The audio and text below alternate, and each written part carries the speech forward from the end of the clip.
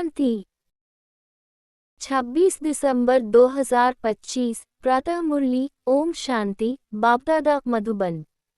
आज बाबा ने बच्चों से कहा, मीठे बच्चे, अपनी तकदीर ऊंच बनानी है तो कोई से भी बात करते देखते बुद्धि का योग एक बाप से लगाओ। प्रश्न, नई दुनिया की स्थापना के निमित्त बनने वाले बच्चों को बाप का कौन सा डायरेक्शन मिला हुआ है? उत्तर, बच्चे, तुम्हारा इस पुरानी दुनिया से कोई कनेक्शन नहीं है। अपनी दिल इस पुरानी दुनिया से मत लगाओ।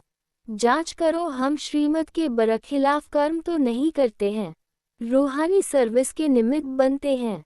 गीत, भोलेनाथ से निराला। ओम शांति। अब गीत सुनने की कोई जरूरत नहीं रहती।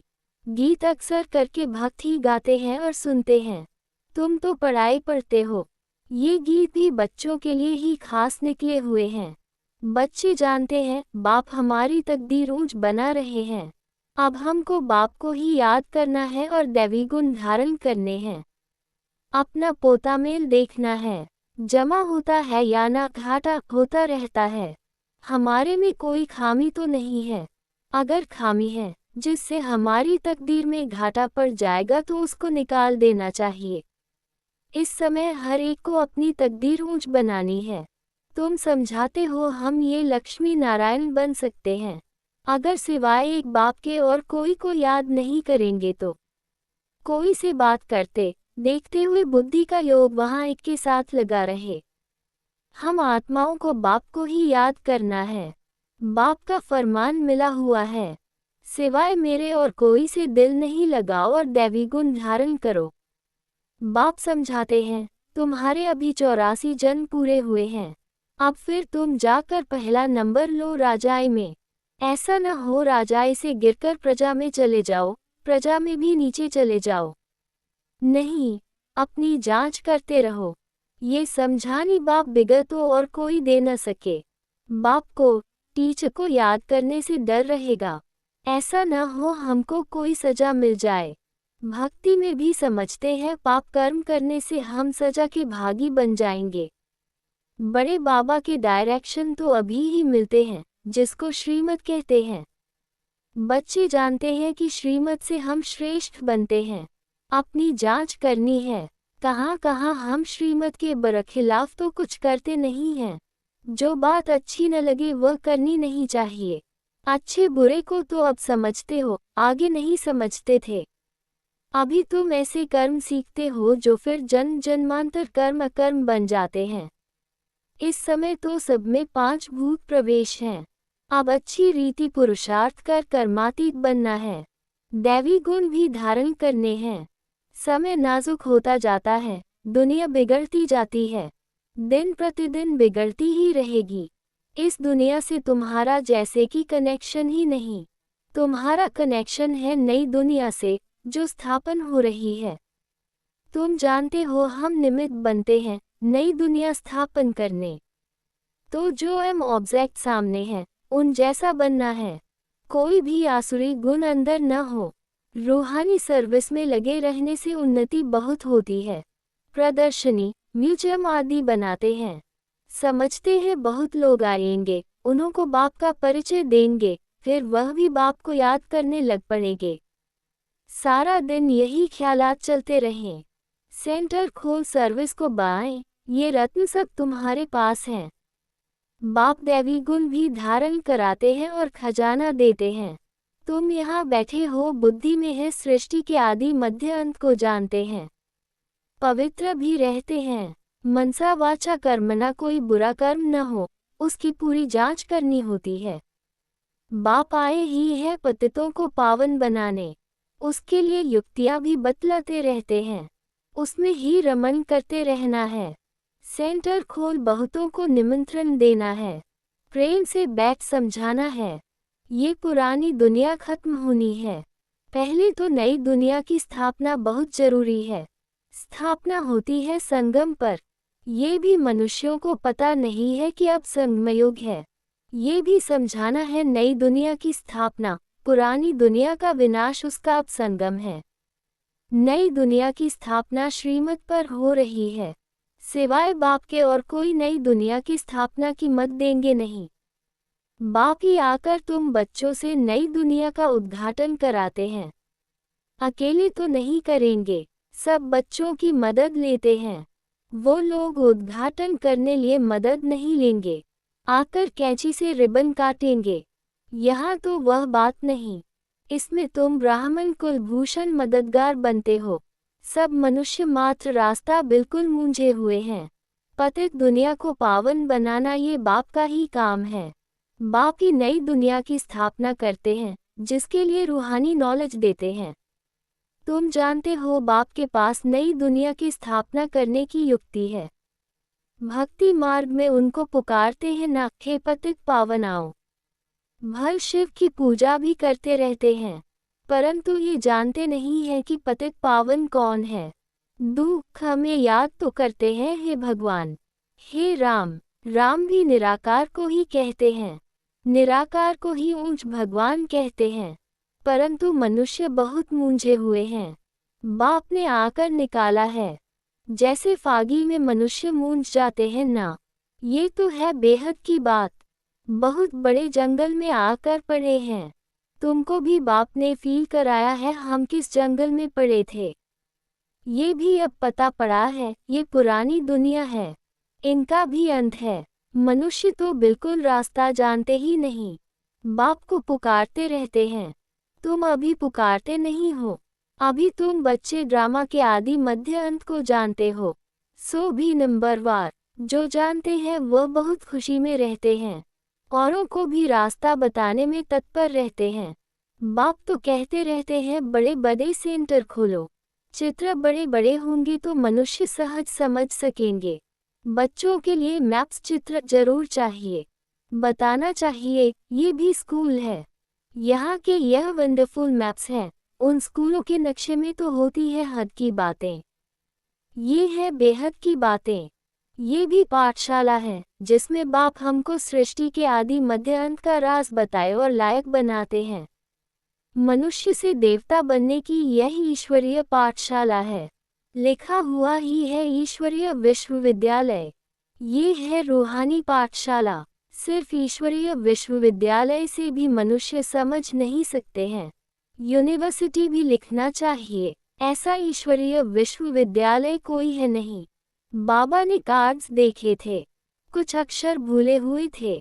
बाबा ने कितना बार कहा है प्रजापिता अक्षर जरूर डालो, फिर भी बच्चे भूल जाते हैं। लिखत पूरी होनी चाहिए, जो मनुष्यों को मालूम पड़े कि यही ईश्वरीय बड़ा कॉलेज है।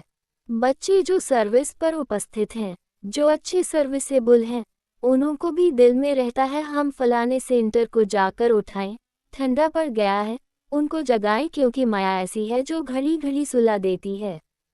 मैं स्वदर्शन चक्रधारी हूँ, ये भी भूल जाते हैं।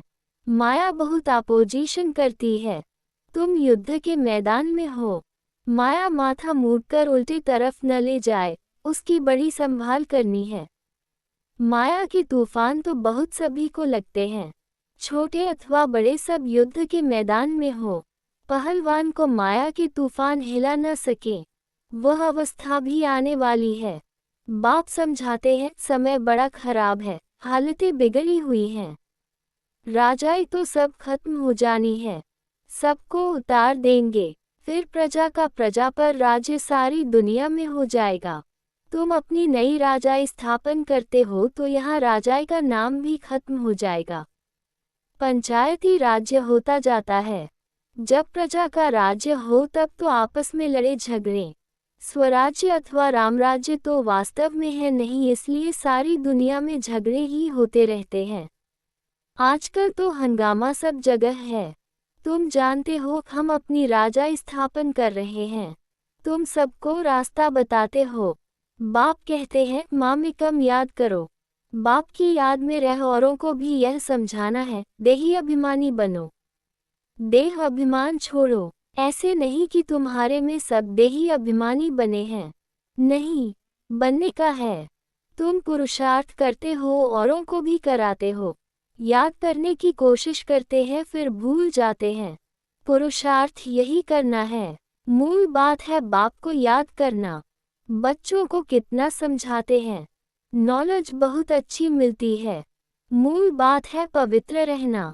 बाप पावन बनाने आए हैं तो फिर पतित नहीं बनना है। याद से ही तुम सतोप्रधान बन जाएंगे, ये भूलना नहीं है। माया इसमें ही विघ्न डाल भुला देती है। रात दिन ये तात रहे हम बाप को याद कर सतोप्रधान बने। याद ऐसी पक्की होनी चाहिए जो पिछाड़ी में सिवाय एक बाप के और कोई भी याद न पड़े। प्रदर्शनी में भी पहले पहले ये समझाना चाहिए, यह है सबका बाप ऊंचते ऊंच भगवान, सबका बाप पतित पावन सद्गति दाता, यह है, यही स्वर्ग का रचयिता है। अभी तुम बच्चे जानते हो बाप आते ही है संगमयुग पर, बाप ही राजयोग सिखलाते हैं। पतित पावन एक के सिवाय दूसरा कोई हो नहीं सकता। पहले पहले तो बाप का परिचय देना पड़ता है। अब एक एक को ऐसे एक चित्र पर बैठ समझाओ तो इतनी भीड़ को कैसे समझा सकेंगे। परंतु पहले पहले बाप के चित्र पर समझाना मुख्य है। समझाना पड़ता है, भक्ति है अथाह, ज्ञान तो है एक। बाप कितनी युक्तियां बच्चों को बतलाते रहते हैं। पतित पावन एक बाप है, रास्ता भी बताते हैं। गीता कब सुनाए ये भी किसको पता नहीं। द्वापर युग को कोई संगमयुग नहीं कहा जाता। युगे युगे तो बाप नहीं आते हैं। मनुष्य तो बिल्कुल मूंझ पड़े हैं। सारा दिन यही ख्यालात चलते हैं, कैसे कैसे समझाया जाए। बाप को डायरेक्शन देने पड़ते हैं। टेप पर भी मुरली पूरी सुन सकते हैं। कोई कोई कहते हैं टेप द्वारा हम सुन रहे हैं, क्यों न डायरेक्ट जाकर सुने, इसलिए सम्मुख आते हैं। बच्चों को बहुत सर्विस करनी है, रास्ता बताना है। प्रदर्शनी में आते हैं, अच्छा अच्छा भी कहते हैं, फिर बाहर जाने से माया के वायुमंडल में सब उड़ जाता है। सिमरन नहीं करते हैं, उनकी फिर पीठ करनी चाहिए। बाहर जाने से माया खींच लेती है। गोरख धंधों में लग जाते हैं, इसलिए मधुबन का गायन है। तुमको तो अभी समझ मिली है, तुम वहां भी जाकर समझाएंगे गीता का भगवान कौन है। आगे तो तुम भी ऐसे ही जाकर माथा झुकाते थे, अभी तो तुम बिल्कुल बदल गए हो। तुम अभी मनुष्य से देवता बन रहे हो। बुद्धि में सारी नॉलेज है, और क्या जाने प्रजापिता ब्रह्मा कुमार कुमारियां कौन हैं। तुम समझाते हो, वास्तव में तुम भी प्रजापिता ब्रह्मा कुमार कुमारी हो। इस समय ही ब्रह्मा द्वारा स्थापना हो रही है। ब्राह्मण कुल भी जरूर चाहिए ना, संगम पर ही ब्राह्मण कुल होता है। आगे ब्राह्मणों की चोटी मशहूर थी, चोटी से या जनेऊ से पहचानते थे कि यह हिंदू है। अब तो वह निशानियां भी चली गई हैं। अभी तुम जानते हो हम ब्राह्मण हैं। ब्राह्मण बनने के बाद फिर देवता बन सकते हैं। ब्राह्मणों ने ही नई दुनिया स्थापन की है। योग बल से सतोप्रधान बन रहे हैं। अपनी जांच रखनी है, कोई भी आसुरी गुण न हो। लून पानी नहीं बनना है, ये तो यज्ञ है ना। यज्ञ से सबकी संभाल होती रहती है। यज्ञ में संभालने वाले ट्रस्टी भी रहते हैं। यज्ञ का मालिक तो है शिव बाबा, ये ब्रह्मा भी ट्रस्टी है। यज्ञ की संभाल करनी पड़ती है। तुम बच्चों को जो चाहिए यज्ञ से लेना है, और कोई से लेकर पहनेंगे तो वही याद आता रहेगा। इसमें बुद्धि की लाइन बड़ी क्लियर चाहिए। अब तो वापस जाना है, समय बहुत थोड़ा है, इसलिए याद की यात्रा पक्की रहे, यही पुरुषार्थ करना है। अच्छा, मीठे मीठे सिकीलदे बच्चों प्रति माता पिता बाप दादा का याद प्यार और गुड मॉर्निंग। रूहानी बाप की रूहानी बच्चों को नमस्ते। धारणा के लिए मुख्य सार।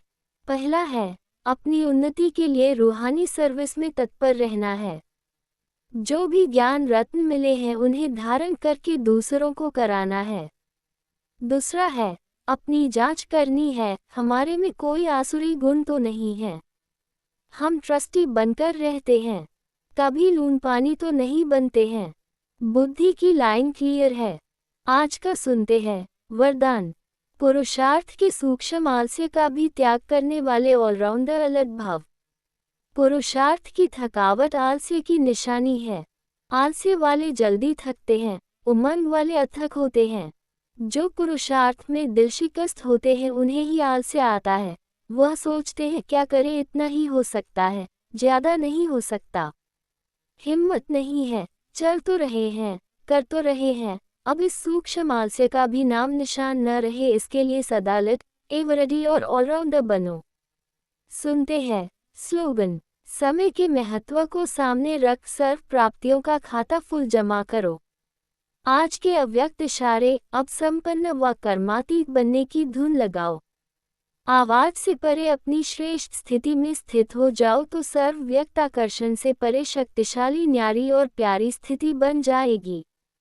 एक सेकंड भी इस श्रेष्ठ स्थिति में स्थित होंगी तो इसका प्रभाव सारा दिन कर्म करते हुए भी स्वयं में विशेष शांति की शक्ति अनुभव करेंगे। इसी स्थिति को कर्मातीत स्थिति, बाप समान संपूर्ण स्थिति कहा जाता है।